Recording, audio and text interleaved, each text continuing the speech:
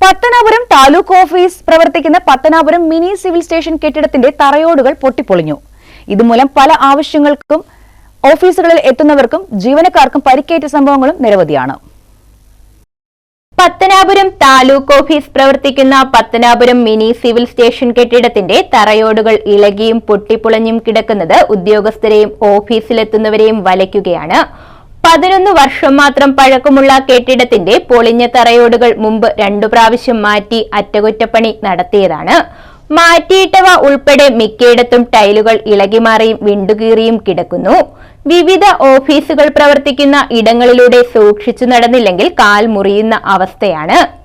Pathanapuram taluk office പ്രവർത്തിക്കുന്ന mini civil station കെട്ടിടത്തിലെ തറയിലെ, അതായത് 1ാമത്തെ നിലയിലെയും 2ാമത്തെ നിലയിലെയും അവിടെ പാകിയിരിക്കുന്ന ടൈലുകൾ ഏതാണ്ട് 3 തവണയായി 2017-ലും 2019-ലും 2023-ലും മാറ്റിയിട്ടും 3 തവണയായി പൊട്ടിപ്പൊളിഞ്ഞ അവസ്ഥയാണുള്ളത്.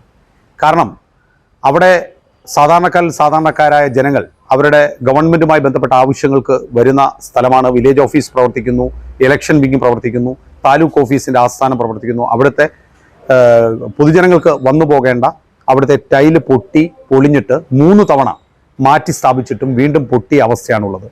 PWDയുടെ കെട്ടിട നിർമ്മാണ സെക്ഷനാണ് ഇതിൻ്റെ ഉത്തരവാദിത്തം.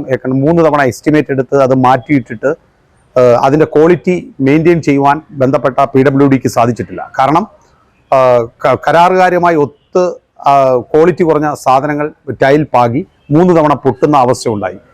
പൊതുജനങ്ങളെ സംബന്ധിച്ച്, അതിൽ താലൂക്ക് ഓഫീസിൽ ജോലി ചെയ്യുന്ന ജീവനക്കാരെ സംബന്ധിച്ച് വലിയ ബുദ്ധിമുട്ടാണ് ഇതുകൊണ്ട് ഉണ്ടായിട്ടുള്ളത്. അടിയന്തരമായി ഇതുമായി ബന്ധപ്പെട്ട് PWD അധികൃതർ, ചീഫ് എഞ്ചിനീയർ ഉൾപ്പെടെയുള്ളവർ ഇത് പരിശോധിക്കണം. അടിക്കടി ഈ ടൈല് മാറ്റി, അതും പാവപ്പെട്ട ജനങ്ങൾ ഒടുക്കുന്ന നികുതി പണം ഉപയോഗിച്ചാണ് ടൈല് മാറ്റുന്നത്. അത് മാറ്റുന്നതും ഗവൺമെൻറ്റിനും പൊതുജനങ്ങൾക്കും വലിയ സാമ്പത്തിക ബുദ്ധിമുട്ടുണ്ടാക്കുന്നു. എന്നാൽ പൊതുജനങ്ങൾക്ക് കിട്ടേണ്ട സുതാര്യത, അതുപോലെ തന്നെ അവിടെ വന്നു പോകേണ്ട ആവശ്യവുമായി അവിടെ വരുന്നവർക്ക് സുഗമമായി വന്നു പോകാൻ പറ്റാത്ത അവസ്ഥയാണ്. അവർക്ക് മഴ പെയ്താൽ, ചെറിയൊരു മഴയത്ത് പോലും താലൂക്ക് ആസ്ഥാനം പ്രവർത്തിക്കുന്ന മിനി സിവിൽ സ്റ്റേഷൻ പൊളിഞ്ഞ് തകർന്ന് തരിപ്പണമായത് കാരണം അവിടെ ചെറിയ മഴയത്ത് പോലും വെള്ളക്കെട്ടുണ്ടാകുന്നു. അത് കാരണം പൊതുജനങ്ങൾ തെന്നി വീഴുന്നു. അതുപോലെ ടൈൽ ജീവനക്കാരുൾപ്പെടെ അവിടെ മറിഞ്ഞു വീണ അവസ്ഥ ഉണ്ടായിട്ടുണ്ട്. അവർക്ക് പരിക്കു പറ്റിയിട്ടുണ്ട്. ഇതിന് ഒരു പരിഹാരമുണ്ടാകണം. കൃത്യമായ വിലയിരുത്തൽ നടത്തിയിട്ട് വേണം ഇനി കരാർ കൊടുത്ത് അത് ക്വാളിറ്റി മെയിൻറ്റെയിൻ ചെയ്ത് ഇതിൻ്റെ കരാർ കൊടുത്ത് ഇതിൻ്റെ പുനരുദ്ധാരണം നടത്തണമെന്നാണ് പറയാനുള്ളത്.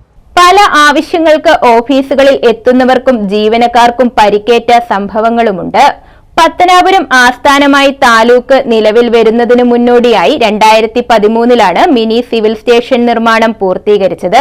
2 നില കെട്ടിടത്തിന്റെ 1ാം നിലയിൽ 2014 ജൂണിൽ താലൂക്ക് ഓഫീസ് പ്രവർത്തനം ആരംഭിച്ചു.